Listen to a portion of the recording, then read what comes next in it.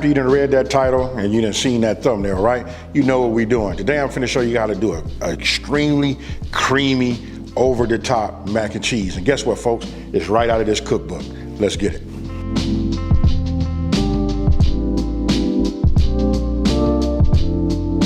Okay, before we get started, look, I already brought my water up to, to a boil, right? What I want to do is I just want to cook these per the instructions on the box because we're going to cook them al dente style.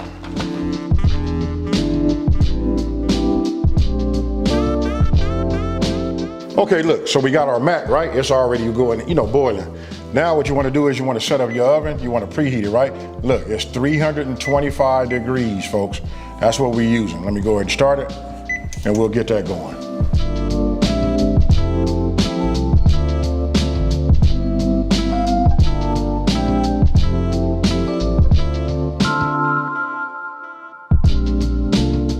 Okay, so look, I've already taken this one out of the packaging, right?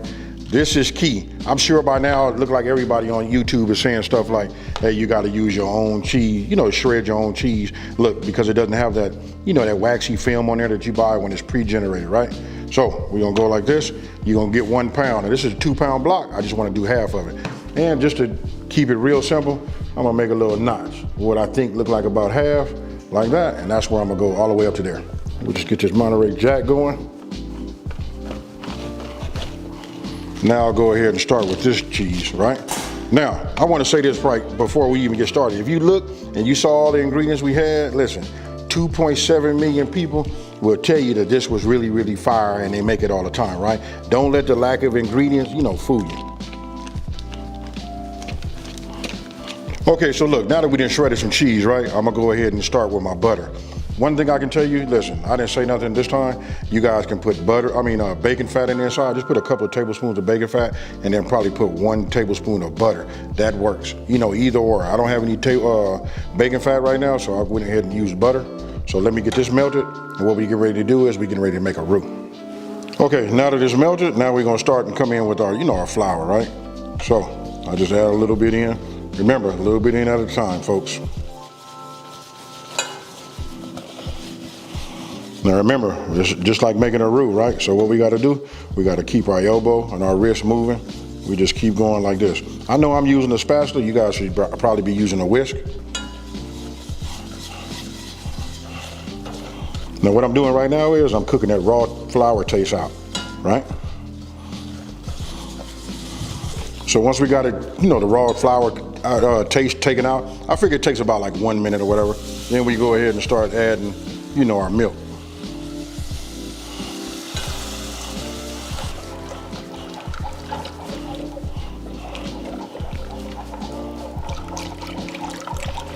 So once you see how it starts to look like this, then I go ahead and add my second cup, right?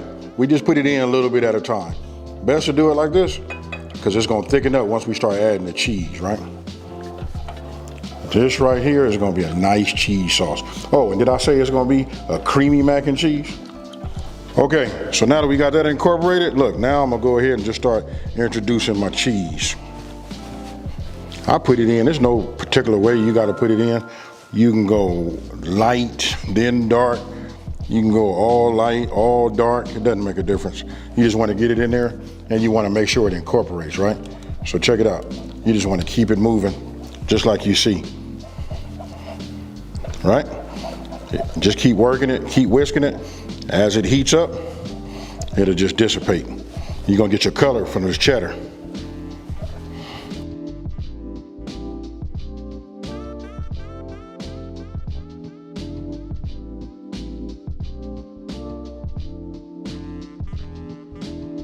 All right, so look, once you get it all together, look at that right there. This is your cheese sauce, folks, right? Now, let me move this, let me get set up.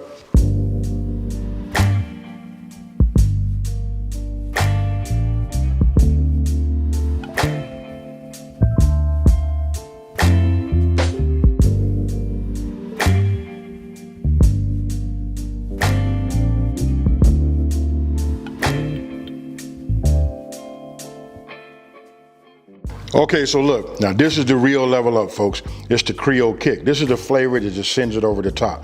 Now, some of you guys are gonna ask, can you add it you know, can you add it to the sauce? You can, once you got it to the consistency you want, you just add it. But for me, I taste it. I like to put at least a tablespoon in, but I want to mix it like this.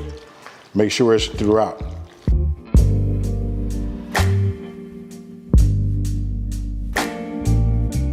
Okay, so look, here you go, folks. You guys can look. This is what I'm talking about. This right here, listen, we done already sampled it and know it's great right here at this stage. But we want to put this over the top and then we're going to bake it, right? So I'll come with that Monterey right over the top like this. You don't need a whole lot. Just a little bit of that Monterey, and then we're going to top a little bit. You know, we're going to put that last topping of cheese. That's going to be that cheddar. This is what's going to give it that color again, folks. I want you guys to let me know what you think down in the comment section below. I want you guys to become part of the fan base of this mac and cheese. Okay, so look, this is what it looks like. It's ready to go, right? All I got to do is put a piece of aluminum foil over the top, put it in our preheated oven at 325 degrees. We're going to go 25 minutes. Real simple.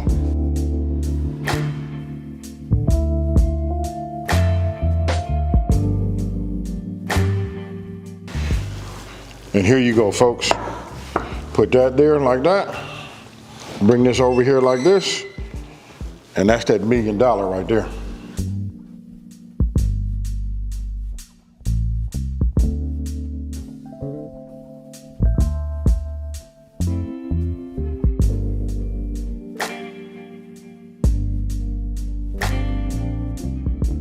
All right, so you guys see what it looked like. You know, it matches that. And then look, when you look at this right here, that's because I left it in the oven longer, right? So if you wanted to have more of a dark texture, more like that, just leave it in there uncovered and cook it longer. But right now, I can just tell you where you saw it is, and the way I was like scooping it up and all of that is fire. Now I got to hurry up and go ahead and do my taste test on camera, because now I got to keep these people from behind this camera, you know, from getting in. So I'm gonna go ahead and get in like this. You see that right there? When I say cheese and creamy, that's what I mean, folks. Look at that. Anyway, cheers.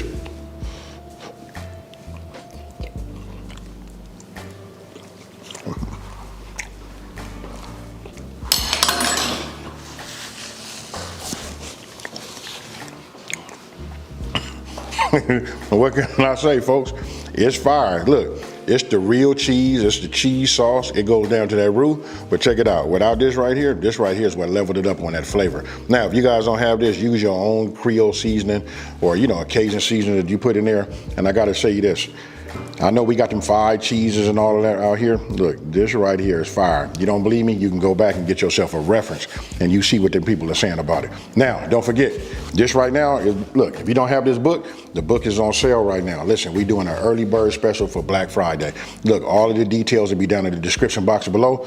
You know, go ahead, read the details and copy your book. It's well worth it, folks. With that being said, I'm gonna quit holding these people behind. I'm just stalling right now. Hey, I just want to say thank you for you guys watching this video. Don't forget to like, smash that subscribe button, and tell everybody out there, listen, there's a channel out here that's simplifying these recipes and taking the mystery out of cooking. And guess what, folks? I'm out. Peace.